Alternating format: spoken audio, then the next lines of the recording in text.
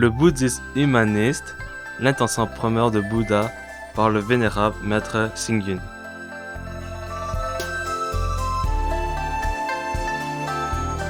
Sculpture et peinture rupestre. Depuis le début, le bouddhisme a exercé une grande influence sur l'art et la culture chinoise. Les statues, peintures, manuscrits et textes retrouvés dans les grottes d'Enyuan ont surpris le monde, bien plus encore que l'armée enterrée du mausolée de l'empereur Qin. Certaines universités ont même listé les études de Denyuan comme une matière de recherche spécialisée. De plus de 1000 ans, les souverains, ministres, bouddhistes et hommes du commun ont fait de Denyuan le plus grand trésor du monde et même les grottes d'Ajanta paraissent inférieures.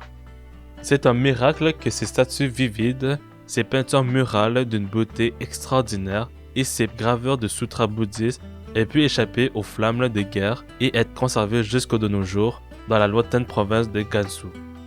Aujourd'hui, plusieurs centaines de personnes du musée d'Enyuan sont en charge de protéger, réparer et aménager ces trésors artistiques et culturels qui ne doivent plus rester exclusifs aux bouddhistes, mais revenir au peuple chinois et même au monde entier. Outre Denyuan, les grottes de Danton Yuangang, créées par Danyo depuis la dynastie de Wei du Nord au 5e siècle, sont elles aussi magnifiques et exceptionnelles. La majestueuse statue de Bouddha Sakyamuni est souvent présentée par les magazines et publications.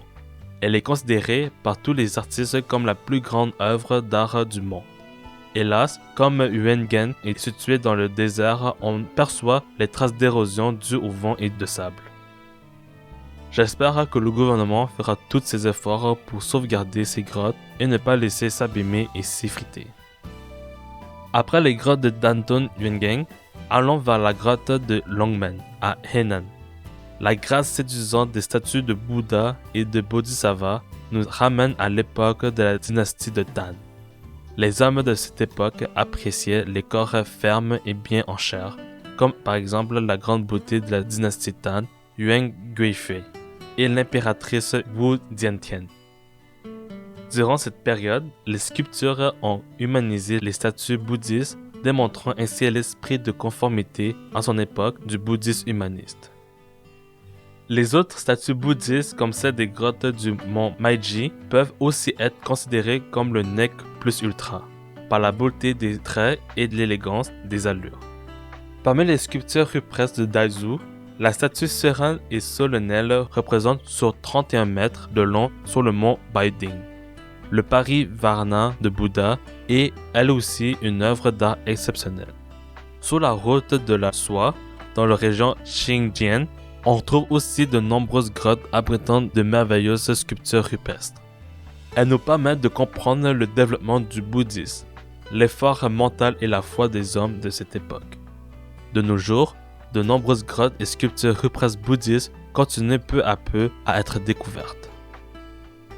Grâce au climat sec des régions du Nord et de la dureté des roches, ces œuvres d'art ont pu être préservées plus ou moins intactes. À cause de la brume et de la pluie, les régions du Sud ne conviennent pas trop à cette genre d'art. Néanmoins, les statues du col des 1000 Bouddhas et du mont Qingtia de Nanji sont également superbes et élégants et autorisent le peuple chinois à en être fier.